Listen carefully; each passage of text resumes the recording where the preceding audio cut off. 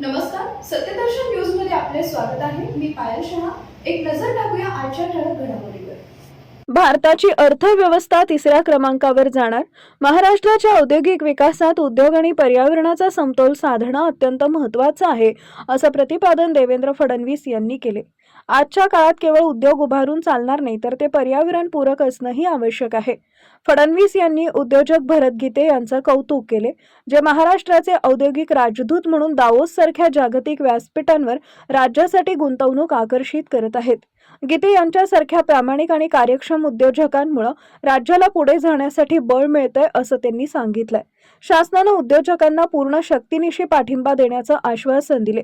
Is of doing business, cost of doing business आणि कायदा व सुव्यवस्था या 3 स्तंभांवर लक्ष केंद्रित केलं जात आहे। उद्योजकांना त्रास देणाऱ्यांवर कठोर कारवाई करण्याचे स्पष्ट निर्देश फडणवीस यांनी दिलेत। पुढील 5 वर्षांसाठी औद्योगिक विजेचे दर वाढणार नाहीत याची खात्री दिली आहे।